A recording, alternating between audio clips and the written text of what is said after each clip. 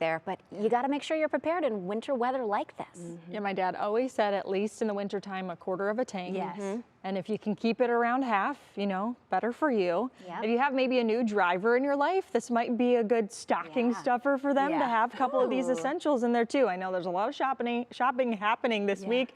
You probably don't want to do it outside today though. Yeah. Everyone experiencing the cold across Northeast Ohio. And some of you waking up to maybe looking out your window to views like this. Things you can't see. This is not April Fool's. We are in November, I promise you, even though it feels like December.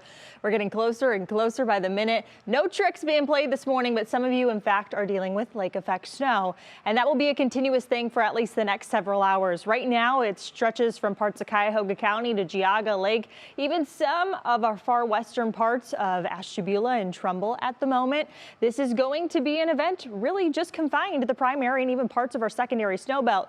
Any of you that find yourself outside of that zone, you don't have to worry about the snow, but you do have to worry about the cold.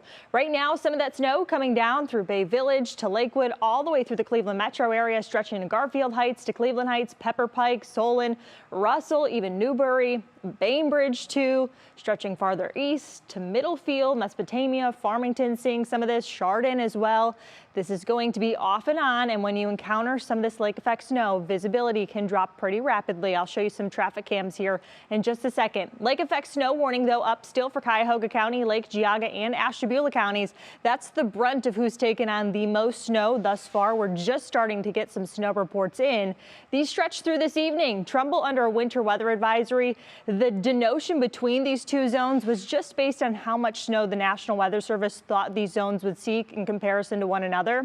I will tell you that some of you are indeed picking up a good chunk of snow, and the reports that we've gotten in are just for northern Ashtabula County. So I'd expect parts of Lake Geauga and parts of even eastern Cuyahoga County to have higher totals than what I'm just about to show you.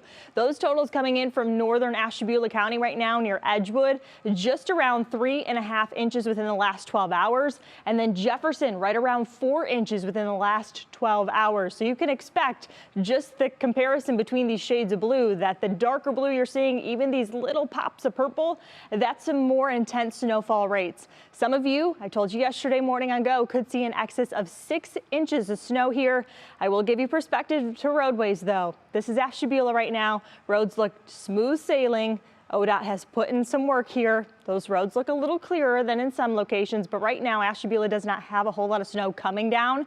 Here's a look in Paynesville too. Things look okay. Traffic is moving this morning. If you have to get out though, just know it can switch, and you can already see here, this is Cleveland, I-90 at West Boulevard. This has not been picked up or very cleaned off in the last maybe hour or so. So there are tracks there from previous vehicles zooming on through, but give yourself some extra time if you have to be out. There are not any accidents to report, but you can kind of tell of the slowdowns closer to the metro area and as you approach Lake in Geauga County. Zooming out though and understanding the bigger picture, last night we had a cold front sweep on through. If you saw my buzz on Twitter, we had this big old line sweep on through at about 8, 9 o'clock last night, and that triggered some snow for even the interior parts of Northeast Ohio. That cold front was the catalyst to see our wind direction flip, and that's why this lake effect was possible to be set on up. My brother at Western Michigan and Kalamazoo has not stopped when it comes to lake effect. They've picked up over 20 inches in the past 24 to 36 hours. High pressure, though, will eventually sneak on into here, which means for us, sunshine, improving conditions, a change in our wind direction. But how long does the lake effect last? In your National Zymer hour-by-hour forecast, this is still 8 a.m. That lake effect band sticks with us. It starts to lift ever so slightly to the north as a westerly wind takes on over.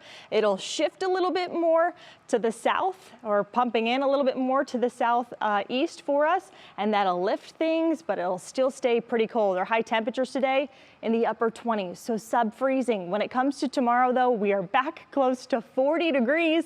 Sunshine will be with us, but I do want you to know, just because we're close to 40 when it comes to high temperatures tomorrow, that our overnight lows are still sub-freezing. So tomorrow morning's commute looks to be slick. Don't forget about your porches, your driveways as you send the kiddos out to school as well for any melting that starts to occur. But check out Thanksgiving, 52 degrees. We will thaw as the turkeys thaw, Isabel. I love that. All right. Thank you so much, Peyton.